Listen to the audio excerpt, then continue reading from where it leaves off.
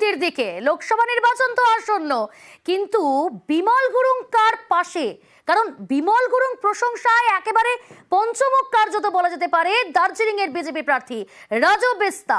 এবং পাশাপাশি এই প্রশ্নই কিন্তু উঠছে যে বিমল গুরুং কার পাশে রয়েছে, তা কিছুক্ষণের অপেক্ষা, তারপরেই হয়তো অবস্থান স্পষ্ট হবে, এমনটাই মনে করছে রাজনৈতিক মহল। তবে বিজেপি প্রার্থী রাজু বিস্তা ঠিক কি বলছেন একবার শুনবো।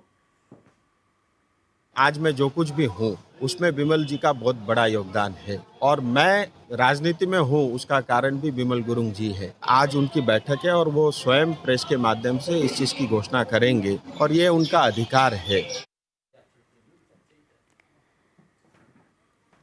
বিমল গুরুং এর প্রশংসায় দার্জিলিং এর বিজেপি প্রার্থী রাজু বিস্তা। কার পাশে গুরুং? বিষ্ণুপ্রসাদ শর্মা নাকি বিজেপি? প্রসঙ্গত আজ গোর্খা জনমুক্তি মোর্চার কেন্দ্রীয় কমিটির সভা বিমল গুরুং এর, তারপরেই অবস্থান স্পষ্ট হবে বলেই মনে করছে রাজনৈতিক মহল। কার পাশে বিমল গুরুং? বিষ্ণুপ্রসাদ শর্মা নাকি বিজেপি প্রার্থী রাজু বিস্তা?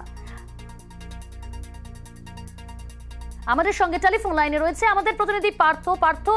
বিমল গুরুং এর অবস্থান সম্পর্কে কিছু জানা যাচ্ছে? দেখো, দিন দুয়েক আগে কিন্তু বিমল গুরুং, অজয় এডওয়ার্ড এরা একসঙ্গে বৈঠক বসেছিল, যেখানে বিষ্ণুপ্রসাদ শর্মা ছিল দার্জিলিং এ। তারপরেই কিন্তু ওই বৈঠক শেষে বিমল গুরুং চলে যান দিল্লিতে। এবং আমরা জানি যে গতকালে কিন্তু অজয় এডওয়ার্ড কংগ্রেসের যে জোট, ইন্ডিয়া জোটে শরিক হয়েছে। এবং বিমল গুরুং কিন্তু গতকালই বিকেলবেলা ফিরে আসেন শিলিগুড়িতে এবং তারপর দার্জিলিং এ, এবং আজ জরুরি বৈঠক তলব করেছেন দলের কেন্দ্রীয় কমিটি। এবং আজ এখানে কোন পথে যাবে বিমল গুরুং সেটা এখনো কিন্তু তার অবস্থান স্পষ্ট নয়।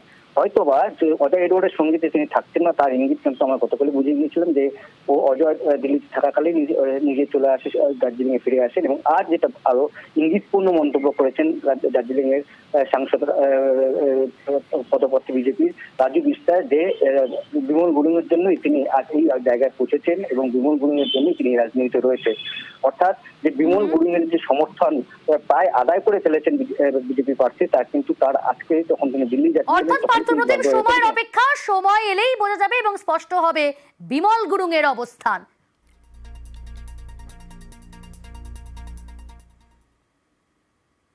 লোকসভা